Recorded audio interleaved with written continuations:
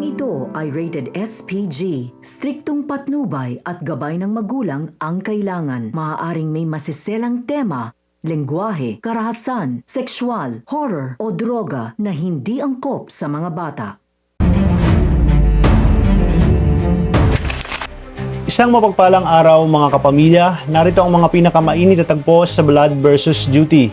Pero bago ang lahat, kung bago ka pa lamang sa aking channel, ay huwag kalimutang mag-like, mag-share at mag-subscribe para lagi kang updated sa mga bagong recaps na aking i-upload.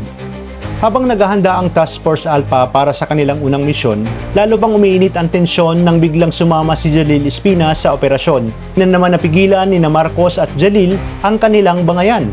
Halatang hindi nagtitiwala si Marcos kay Espina habang si Jalil naman ay tila laging may gustong patunayan. Mabuti na lamang at pumagitna itong si Sabdani bago pa tuluyang lumala ang sitwasyon.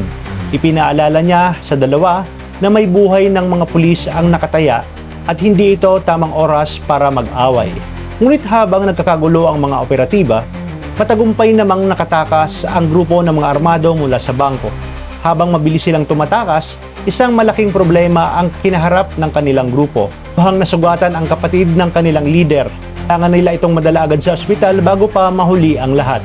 Samantala, hirap naman sina Marcos na habulin ang mga sospek dahil gumagawa ng matinding diversion ang mga ito.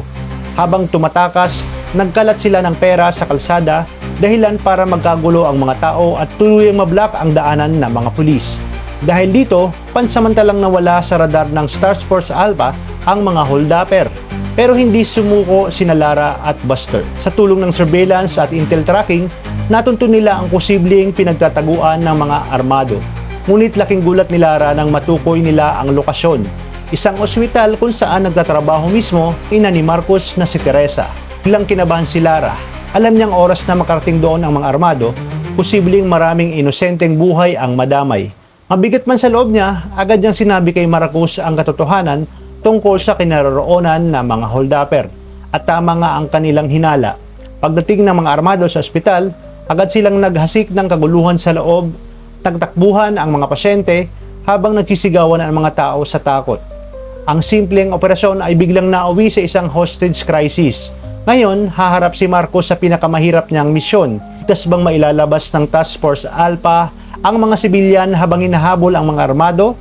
At ano ang tunay na motibo ni Jalil Espina sa pagsama sa operasyon? Nagawa naman kayang mailigtas ni Marcos ang kanyang inang si Teresa at ni Jalil naman ang kanyang kapatid na si Jamila? Yan ang pakakaabangan natin sa mga susunod na episode. Dahil talagang kapanapanabik ang mga kaganapan dito sa Blood versus Duty. Kaya naman tuloy-tuloy ang pagsubaybay dito. Maraming salamat sa inyong panonood at pagpalain tayong lahat, mga kapamilya.